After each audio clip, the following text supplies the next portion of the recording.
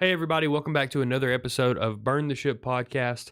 I'm excited to have Andrew here today. He's going to tell us a little bit about his business, their story, and kind of what burning the ship was to him. But this is the podcast where we connect entrepreneurs with professionals that can help you go all in on your business. Our main goal here is to help kind of develop this how to guide to small business. So if you're thinking about going all in on your business, you're thinking about committing to that idea that you have, this podcast is a great way to find some insight as well as kind of how different business owners overcome different objections and different obstacles. So thank you for tuning in.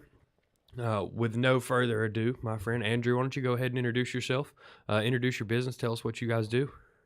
Sure. Thanks for having me. My name is Andrew Kerr. I'm one of the partners at a real estate development company called the X Company. Um, what we do is we develop Class A multifamily mixed use properties throughout the country. We're currently based with offices in Chicago and Denver, but we are actively owning, operating, and developing projects not only in Chicago and Denver, but also in Phoenix, Houston, Tampa, Oakland, and we have our sights set on some other markets beyond that. Cool. And so, how did you guys kind of get what was your introduction to this company, and kind of where was this company born from? Sure. Um, I joined the company about 7 years ago. Actually, the X Company was born out of another real estate development firm called Property Markets Group, or PMG. I was working in the Chicago office where we were focusing on rental apartments, whereas the New York and South Florida offices of PMG were spending most of their time and resources developing ultra luxury condominium projects in those two markets. And so in Chicago, we had started out, at least when I was there, on smaller value add projects, acquisitions of smaller, 12 to 24 Class B apartments in the Chicago area. That kind of grew into larger gut rehab projects in the Chicago and suburban Chicago areas. So, really upwards of 100 units now. And then, really, there was a very quick progression into starting ground up developments there. So, our first project was built 120 units in the Logan Square neighborhood of Chicago. And then subsequent to that, we built a 100-unit project in Chicago and then started building outside of Chicago, the first project of which was in Denver in their Union Station North neighborhood.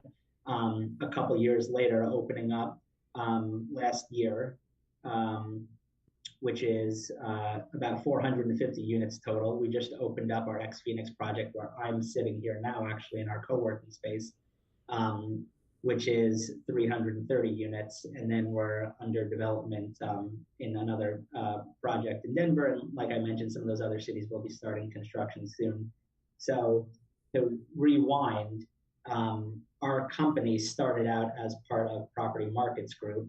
And then in 2019, we in the Chicago office decided that what we had been doing, what we really had commenced as far as the vision of building out these highly amenitized apartment rental buildings that really featured a resetting of the bar as it related to driving community involvement and interaction through programming of our amenity spaces, invitation of non-residents into the building to partake in our events and our programming. So that's everything from pool parties that we throw on our pool deck in Denver to concerts that we're having in our space, like here in X Phoenix tomorrow. We're having a cross collaboration event that is music and movie related for residents, members, guests, and to our fitness programming too. So at all of our properties, we have fitness instructors who host classes at least 3 times a day, every day of the week. And all of this was part of our vision. And what we wanted to do is focus on that full time. And so our office, our Chicago office of PMG, ended up splitting from PMG to form a new company called the X Company, where we've essentially taken these projects and the expansion thereof to the next level. Sure. So when this comes to mind, it reminds me because when I was in college at UGA, I lived in Athens Ridge, and I know that the Ridge company builds townhomes in the strategic college towns, kind of based on the location, all those things. Are you guys taking that similar model where you kind of know what your setup is going to be, you know what the buildings are going to look like, you've kind of got that process fabricated out, and you're just looking for the optimal markets to put those kind of pieces of those pieces of infrastructure in? Yeah, so I'll give you some information about our business thesis and about our product because they're interrelated. Our business thesis, which drives how we determine which cities we want to build our projects in, is that there is a very, very, very high demand driven by a very high uh, amount of population within the segment that I think is commonly referred to as millennials, but call it young professionals who want to live in downtown urban cores. They want to be in Class A high rise apartment communities, and they want to have all of the amenities that that millennial younger generation demands. So for us, that comes in the form of the class-based fitness programming. That comes in the form of really office quality work from home space. Um, and it comes in the form of activities and resident life events and social activities that allow people to gather and meet people and make friends. And that didn't really exist. And it definitely didn't exist at the price points that the millennial population could afford, because all of these new apartment communities in these cities were really building to the highest quality of luxury and they were charging the highest rents, and that definitely neglected the kind of population that we try to cater to. So as we look across these markets, a lot of them are key growth markets that everyone is familiar with. Places like Phoenix, Denver, and Tampa specifically is where a lot of younger 22 to 40-year-olds are moving these days. And that was even before COVID happened, and probably even more so now that COVID has happened. People are relocating from some of the coastal tier one cities to some of these growth markets that I talked about. And so we've been in on these cities for that reason for some time. And now it's all coming together at a time when more than ever, that's what's in demand. And we're seeing great success in places like Denver and Phoenix here already in what we're delivering. But our product, it's definitely unique. I mean, really, you have to see it for yourself, and you can do so by visiting our website or our Instagram page. Or if you live locally or visiting one of these cities that we're in, you can always see the building yourself and take a tour. And if there's an event going on that's open to the public, you can even sign up for an event. But we design all of these spaces in a way that they're Class A quality apartment units. We offer rent by bedroom, otherwise known as co-living units, where if you are one of those millennials or younger professionals that make, say, 80 to 120% of AMI and can't afford, $2,500 a month for a one-bedroom unit, but still want everything I described and everything that we offer in our buildings, you can rent a single bedroom within a 2, 3, or 4 bedroom unit, and then you get it all, and you just share the space with some roommates, which for some people and a lot of people that we're seeing is something that they want anyway. That's a benefit, right? Not a compromise is to have roommates. So we have everything from studios, ones, twos, threes, and 4 bedroom units in our projects. And those threes and fours have, you can rent by the bedroom. And we offer furnished options too, for residents who want to move in who don't want to pay for their own furniture.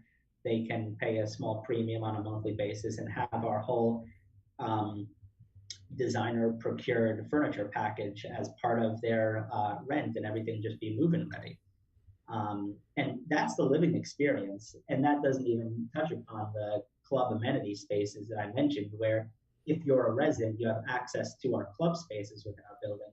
If you're not a resident, you can sign up as a member and pay a monthly membership fee, and you get to still come and use our co-working spaces and participate in our daily fitness and wellness programming and come to our cool pool party events that we have with partners, distilleries, breweries, charities all throughout the year. And so really it is, the peak social living experience that you can have in any of these markets. And we're seeing a lot of residents choose that. For sure. For sure. Yeah, that my my generation demands that for sure. My generation has created that need out there. What kind of impact did kind of that changing landscape of business play into how you guys thought about your project? Because I know you say young professionals, people that are making the 80 to 120% of AMI. So what is that like standard, person that's renting from you guys? What is kind of that median range there? What does that person look like? So we're finding a lot of our renters thus far are fitting the picture of what we expected, which I think is a good thing.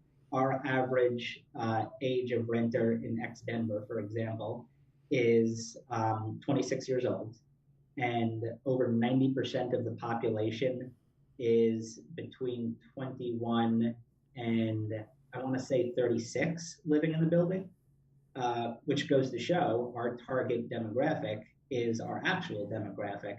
So it's a lot of young professionals. There are a lot of these rent by bedroom units in ex Denver, which have been rented very quickly and successfully. So I think it goes to show that providing the living experience and the club amenity spaces at a low cost is extremely attractive and Sure, in high demand, especially in places like Denver, right? sure. And as we envision in places like Phoenix and Houston and Tampa and Oakland as well. Sure.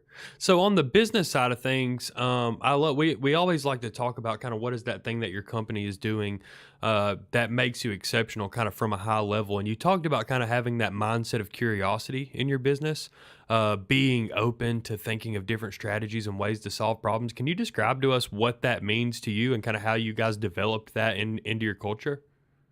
Yeah, absolutely. So, one of our company's values is everything is connected. So, we are a full life cycle developer, meaning that we do everything from acquiring sites to developing, to designing the projects, developing the sites, and then continuing to own and operate these projects, for several years out. So for us, it's important that our success comes on the back end and it's dictated by what we do on the front end. Right. So everything we think about from where we want to build a new project, to how we want to design the spaces, the units, the amenity areas, all of that stuff um, will be done with the forward looking financial purview, right? Like when we see how certain unit types are renting on existing projects, we can take that information and say these are the kind of units that we need to be designing into our future projects. And when we get feedback that these type of office spaces in our co-working areas are much more highly used than the communal desks, then we'll design spaces that have more offices in our future projects. So for us, it's that feedback loop. And what we like to think of it as is a flywheel, where the more we use information from within the system to continue to turn the wheels and provide feedback to the very beginning of the system, it's really a self perpetuating business where we can continue to improve with every new iteration of the project. And so, what that looks like practically is all of our new buildings that are either under construction or will start construction soon have what we currently consider the optimal unit types, the optimal amenity space allocations and design based on the information that we have. And we continue to invest in our technology. So we have a proprietary mobile app that is used for everything from your key to get into the building in your unit, to reserving the office spaces in the co-working area, to RSVPing to our program and events, um, to sending visitor passes, and to communicating directly with our property managers in what is like essentially texting, all within the app. And so we can only do that because we continue to kind of propagate the flywheel with every day that Sure. goes by that we use that information and feedback that we have. Right. So, I'm curious as to let me kind of think of the way that I want to ask this so that it's clear. So, like you guys function as the property manager, right? So you guys own your spaces still. right? You're not selling them like condos and then letting people manage their own stuff, right? That's right. I'll give a slight distinction. So we're the owners. We hold our assets long term, so we don't sell them. We're trying to create this branded portfolio of X communities, so X Denver, X Phoenix, X Houston, Hmm. all of these in the future.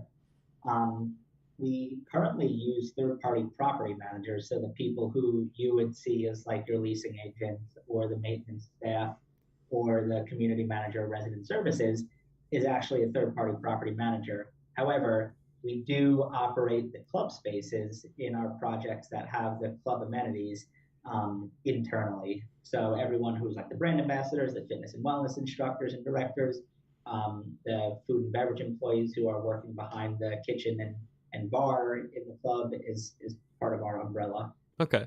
How did COVID impact that growth? Like what was the time frame there and kind of what was that impact? Yeah, COVID was a blessing and a curse for us. I'll start with the curse, which was that we were essentially queued up to start on a few of our projects, which had we started them when we wanted to start them would probably be opening very soon. But because of COVID, uh, just completely obliterating the capital markets, we were unable to get started on construction. We couldn't really be talking to lenders about getting a loan, and our equity partners weren't really looking to invest money at that time because there was so much uncertainty due to COVID, and that lasted for a while. Now we're at the point that some of those projects can finally get started. And so that was tough for us because really we would have loved to have more operating assets now instead of having them, delayed by a couple of years. But it is what it is. We dealt with it, and if that's the worst thing, to have happened, then hopefully we can just deal with the delay and everything has kind of shifted back a little bit.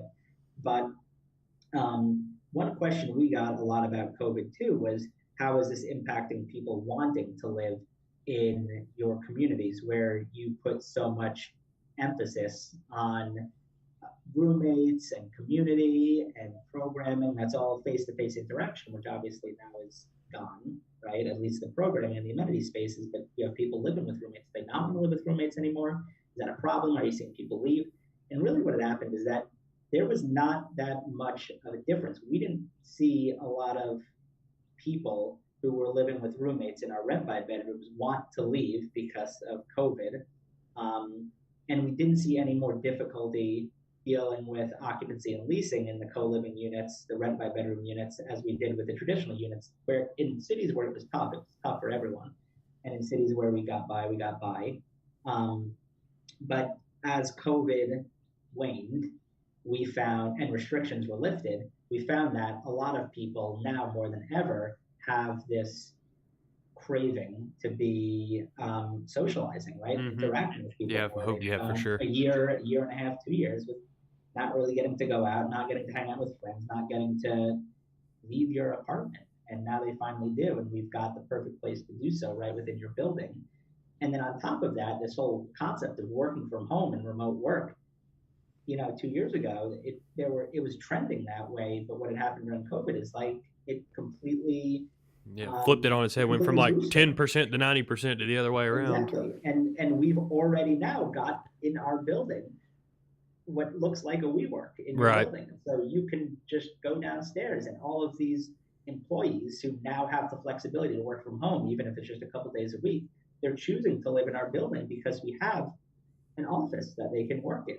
Um, and it's just super convenient. And so Sure. we got lucky, I'll say, in a way, but we were always planning for this trend and it worked out well for us. Yeah. It kind of tested your product because people were there a lot more than you expected them to be probably. Yeah. Did you guys get impacted by the whole you don't have to pay your rent for a certain amount of time and you can't evict anybody type of thing? Yeah, some of our yes, the eviction moratorium impacted some of our properties, as it did for any other apartment owners, where we had to deal with the difficulty and challenges of more.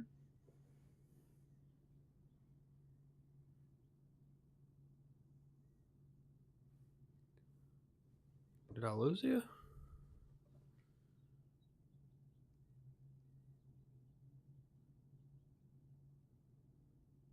Chicago, where most of our operating assets were.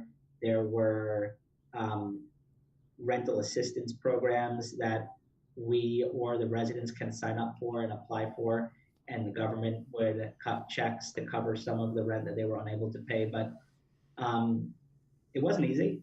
It's not easy as an owner and landlord to deal with that, especially as it is prolonged and the housing rental assistance program becomes depleted. But yeah, we had to Sure. deal with that situation. Sure. So tell me if people want to find you guys, how do they get in contact with you, as well as tell everyone those locations again in case they want to figure out if that is somewhere to take the next step in their life? Great. Yeah, absolutely.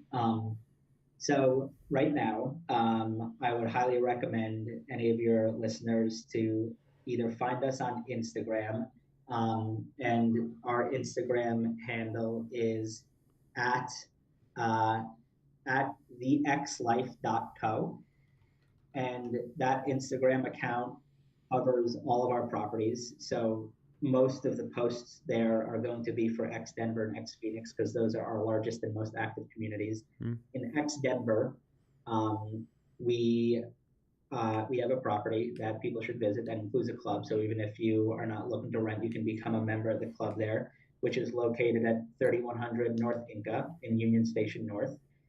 In Phoenix, our property X Phoenix is just opening now. So if people want to live here or become members, it is in downtown Phoenix on 2nd Avenue in Monroe. We have more apartments that will open up later this year in Denver on 21st and Arapahoe, which is in the Five Points Arapahoe Square neighborhood. And then you can keep an eye on our future developments, which will be in Tampa and Houston, and actually more in Phoenix and Denver to come. Cool. And then we will look to hopefully expand beyond those cities after that. Cool. Anyone looking now should definitely visit our Instagram page, or otherwise can visit our website at thexlife.co. Yeah, that's exciting. You guys haven't went international yet? Not yet, but hopefully soon. I see it on your face. You just don't want to tell us. You guys know Yeah, something we don't. I don't have plans yet, but I can definitely think of some places where I wouldn't mind taking business Sure. slash leisure trips to Oh, yeah. to find our next sites. Well, cool, man. Well, as you're kind of talking to this audience of young professionals that you've kind of gotten so accustomed to working with your demographic, with your product over the last few years, tell those people what it was like. Sum up for us just what it was like to go all in on your own business. Just to choose that this was the thing that you wanted to do, and you commit all your time and effort to it. And what is that experience like, and why should other people do it as well? For sure. So I'll say when our company made the decision to split from the other developer and continue on building out this vision, um, it was a risk. It was definitely a risk. I think we were bolstered by some of the existing relationships we had, some of the existing projects we had as proof of what we were doing, and partners who believed in what we were doing. But between myself and the other two partners, so that includes Noah Gottlieb, our CEO, and another partner, we were much smaller than we are now, but we believed in what we were doing.